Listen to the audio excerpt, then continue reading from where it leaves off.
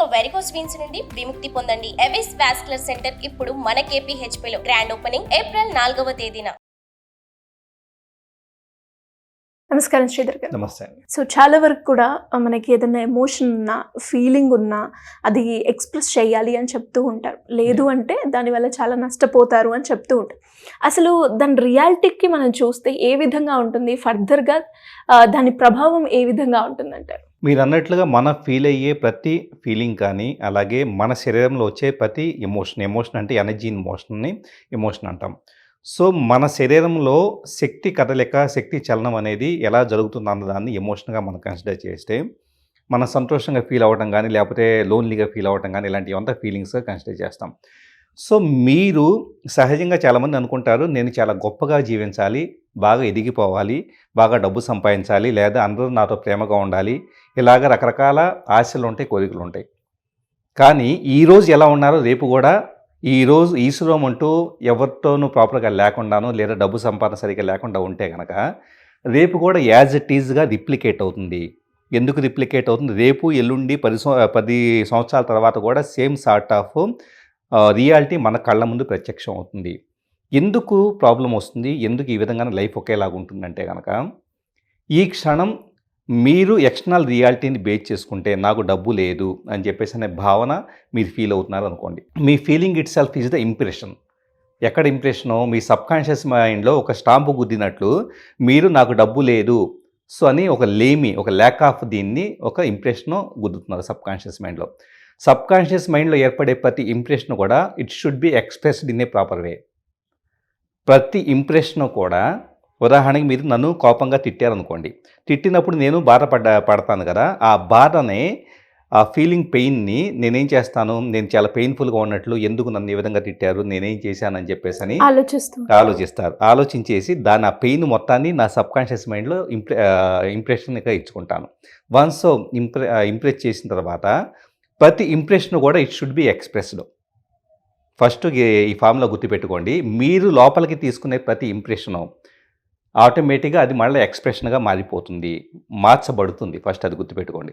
నేను పెయిన్ఫుల్గా ఫీల్ అయితే కనుక మళ్ళీ పెయిన్ను ఎక్స్ప్రెస్ చేయడానికి తగ్గట్లుగా బయట పరిస్థితులు మారిపోతాయి. నేను lack of amount, lack of మనీగా నేను ఫీల్ అయితే కనుక ల్యాక్ ఆఫ్ మనీని మేనిఫెస్ట్ చేయడానికి సంబంధించిన పరిస్థితులు అక్కడ ఏర్పడతాయి. అంటే ఈ క్షణం మీరేం ఫీల్ అవుతున్నారో అది, అంటే ఆ ఇంప్రెషన్ కాస్త మళ్ళీ ఎక్స్ప్రెషన్గా మారిపోవటానికి మన సబ్కాన్షియస్ మైండ్ నుంచి మన థాట్ ప్రాసెస్, మన యాక్షన్స్ ప్రతిదీ కూడా అవుటర్ రియాలిటీ అలా క్రియేట్ చేసేలాగా ఉండిపోతాయి. ల్యాక్ ఆఫ్ మనీని ఫీల్ అవుతున్నారు అనుకోండి, ఇందాక అనుకున్నట్లుగా. ఇంప్రెషన్ ల్యాక్ ఆఫ్ మనీ అనుకున్నప్పుడు సబ్కాన్షియస్ మైండ్ దాన్ని ఎలా మేనిఫెస్ట్ చేస్తుందంటే, నువ్వు ఏది చేత కాదు, నీ లైఫ్ ఇంతే, నువ్వు ఎంతకన్నా సంపాదించలేవు, అందరూ ఎదిగిపోతూ ఉన్నారు, కాబట్టి నువ్వేమీ చేయలేవు, జస్ట్ నువ్వు ఇప్పుడున్నదే కంఫర్ట్గా ఉందని చెప్పేసి, రిలాక్స్డ్గా ఉండని చెప్పేసి అని ఆటోమేటిక్గా అతన్ని ఏ పని చేయకుండా కంఫర్ట్ జోన్లో ఉండేలాగా అతని సబ్కాన్షియస్ మైండే ప్రోగ్రామింగ్ చేస్తుంది. ఇంప్రెషన్ ఇచ్చింది ఆటోమేటిక్గా సబ్కాన్షియస్ మైండ్ ఎక్స్ప్రెషన్ రూపంలో అతన్నే ఒక ఫ్రేమ్డ్ వర్క్లో లిమిటేషన్ చేసేసి అలా ఉంచేసేస్తూ ఉంటుంది. ఇక్కడ మోస్ట్ ఆఫ్ ద పీపుల్ ఏం చేస్తారంటే, బయట సమాజాన్ని నుంచి ఇంప్రెషన్స్ తీసుకుంటారు. బయటకు వెళ్ళినప్పుడు ఏదో సంథింగ్ యాక్సిడెంట్ అయింది, యాక్సిడెంట్ అవ్వంగానే నాకేంటి ఈరోజు బాగలేదు, తెల్లలేసి ఎవరి మొహం చూశానని చెప్పేసి దాన్ని ఒక ఇంప్రెషన్గా, ఒక నెగిటివ్ బ్యాడ్ లక్ అనే దాన్ని ఒక ఇంప్రెషన్గా తీసుకుంటూ ఉంటారు. ఇంతకుముందు నేను అన్నట్లుగా ఎవరో సంథింగ్ బాస్ తిట్టారు, బాస్ నుంచి వచ్చిన ఎమోషన్ ఇంప్రెషన్గా తీసుకుంటారు. ఒక రావాల్సిన చెక్ బౌన్స్ అయింది, దాన్ని ఇంప్రెషన్గా తీసుకుంటారు. ఇలా బయట జరిగే అన్నింటిని ఇంప్రెషన్గా తీసుకొని, ఉదాహరణకి నేను మీతో ఎఫెక్షనేట్గా ఉంటే మీరు పట్టించుకోలేదు, మీరు చిరాగ్గా ఏదో బ్యాడ్ మూడ్లో ఉన్నారనుకోండి. సో మీరు బ్యాడ్ మూడ్లో, సిరి గారు బ్యాడ్ మూడ్లో ఉన్నారని చెప్పేసి దాన్ని కాస్త నా ఇంటర్నల్ స్టేట్ని మార్చుకోవడానికి నా ఫీలింగ్ని చిరాగ్గానే పెట్టుకుంటాను. ఇప్పుడు ఏమైంది, బయట నుంచి జరిగే ప్రతి వాటి మీద ఆధారపడి నా ఇంటర్నల్ స్టేట్ని నేను మార్చుకుంటూ ఉన్నాను కదా. ప్రతి సందర్భంలో కూడా నా ఇంటర్నల్ స్టేటు చిరాకుగానో, ఫ్రస్ట్రేటెడ్గానో, డిసప్పాయింటెడ్గానో, లేకపోతే ల్యాక్గానో, ఇలాగ అన్నిటి రకాలుగా ఒక నెగిటివ్ మైండ్ సెట్లో ఉందనుకోండి. ఇప్పుడు ఏమవుతుంది, నా రియాలిటీ రేపటి నుంచి, అంటే నెక్స్ట్ గంట నుంచి రేపు ఎల్లుండి 10 సంవత్సరాల తర్వాత సేమ్ చిరాకు, ఫ్రస్ట్రేటెడ్, అలాగే ల్యాక్ ఏమీ లేని విధంగాను, నిరుత్సాహంగాను లైఫ్ అనేది మేనిఫెస్ట్ అవుతుంది. సో ఇక్కడ ఒక చిన్న టెక్నిక్ చెబుతాను. బయట ఏమన్నా జరగనియండి, సునామీ రానియండి, బయట పీపుల్ ఎమోషన్స్ కానీ వాళ్ళ ఫీలింగ్స్ కానీ ఎలాగైనా ఉన్నాయండి, వాళ్ళు మనం ప్రేమగా ఉన్నా కూడా చిరాకు పడినాయండి, కోపడినాయండి, మీరు వాటితో సంబంధం లేకుండా ఎప్పుడు ప్రతి క్షణం ఇంటర్నల్గా వచ్చేటప్పటికి హ్యాపీగా ఉండటం ప్రాక్టీస్ చేస్తే అది ఎలా సార్? సింపుల్గా కళ్ళు మూసుకొని మెడిటేషన్ చేసుకుంటూ కొంతకాలం స్టార్టింగ్లో మెడిటేషన్ చేసుకోవడానికి హెల్ప్ అయింది. ఆ తర్వాత మెల్లగా కళ్ళు తెరిచి కూడా యూ కెన్ బీ హ్యాపీ. కళ్ళు మూసుకొని మీ లైఫ్లో జరిగిన గుడ్ మెమరీస్ అన్నింటిని గుర్తు తెచ్చుకోండి. అందరూ ప్రేమగా ఉన్నట్లు, లైఫ్లో ఏదన్నా సంథింగ్ అచీవ్ చేసినవి కానీ అన్ని పాజిటివ్ ఫీలింగ్స్ అన్నీ గుర్తు తెచ్చుకుంటే ఫీలింగ్ అనేది ఉండిపోతుంది. మెమరీ పక్కకి వెళ్ళిపోయి ఫీలింగ్ అనేది హ్యాపీగా ఉన్న ఫీలింగ్ ఉంటుంది కదా, దాన్ని యాజ్ ఇట్ ఈజ్గా రికార్డ్ చేసుకోండి. మనం సౌండ్ని రికార్డు లేకపోతే వీడియోని ఎలా రికార్డు చేస్తున్నామో హ్యాపీగా ఉన్నప్పుడు మీరు ఎలా ఉంటారో దాన్ని ఒడిచి పట్టుకోండి.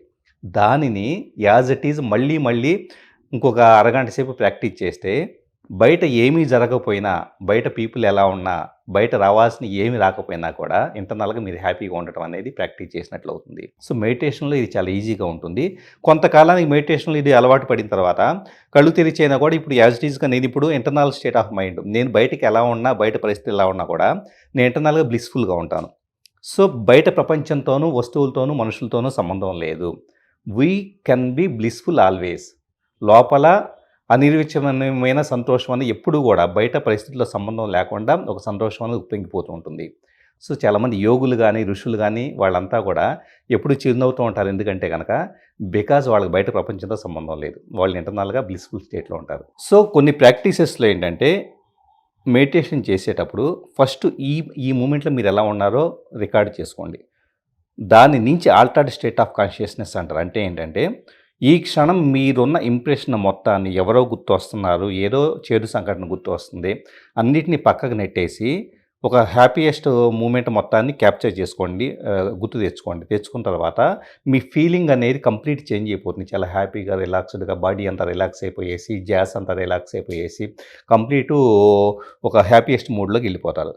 ఆ స్టేట్ని యాజ్ ఇట్ ఈజ్గా ఒక్కసారి రికార్డ్ చేసుకోండి. రికార్డ్ అంటే ఇన్ ద సెన్స్ ఏంటంటే మైండ్లో గుర్తుపెట్టుకొని నెక్స్ట్ ఒక 10 మినిట్స్ పాటు అయినా దాన్ని ప్రాక్టీస్ చేస్తే ఆటోమేటిక్గా మీరు బయట ఎక్కడైనా కానీ వెళ్ళినప్పుడు సడన్గా జరగని సంఘటన జరిగిందనుకోండి, ఇంతకుముందు ప్రాక్టీస్ చేసిన స్టేట్ ఆఫ్ మైండ్ ఉంది కదా, దాన్ని యాజ్ ఇట్ ఈజ్గా మళ్ళీ రీకాల్ చేసుకుంటే అక్కడ ఏం జరిగినా కూడా మీరు హ్యాపీగా ఉంటారు. అంటే మనం ఏం చేస్తున్నాము, ఒక ఆడియోని రికార్డ్ చేసి ఎలా అయితే రీప్లే చేసుకుంటూ ఉంటున్నామో మన స్టేట్ ఆఫ్ మైండ్ మొత్తాన్ని రికార్డ్ చేసేసి దాన్ని మళ్ళీ రీప్లే చేసుకుంటున్నాం.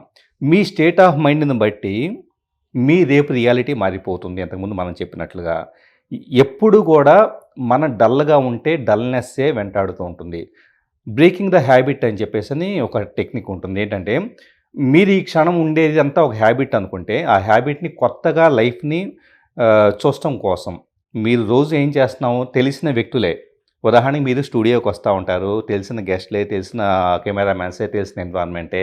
సో నేను కూడా నాకు తెలిసిన రోజువారీ పనులు బ్రష్ చేసుకోవడం దగ్గర నుంచి సాయంత్రం పడుకోవడం వరకు నోన్ అనేది మాత్రమే మన రియాలిటీ కదా. నోన్ నుంచి అన్నోన్కి వెళ్ళామనుకోండి, కొత్త వ్యక్తులు, ఒక లిఫ్ట్ బాయ్ కనపడ్డారు నాకు, సో భోజనం చేసావన్నా అని చెప్పేసి అన్నాం అనుకోండి, ఆటోమేటిక్ కొత్త పరిచయం. అతను నవ్వినప్పుడు ఆ కొత్త ఒక హ్యాపీయెస్ట్ మూమెంట్ అనిపిస్తుంది అతను ఫేస్లో ఉండే ఒక ఇన్నోసెన్స్ కానీ ఇదంతా. అలాగే ఏదన్నా సంథింగ్ సాయంత్రం టైం వెళ్ళేసేసి రోడ్డు మీద నడుచుకుంటూ వెళ్ళక ఎక్కడ ఐస్ క్రీమ్ తీసుకొని తింటూ ఉంటే అంటే కొత్త ఎన్విరాన్మెంట్. వీటన్నిటి ద్వారా ఏమవుతుంది, మీ ఇంటర్నల్ స్టేట్ చేంజ్ అవుతుంది. ఇంటర్నల్ స్టేట్ చేంజ్ ఏంటంటే మీ రియాలిటీ కూడా చేంజ్ అయిపోతుంది.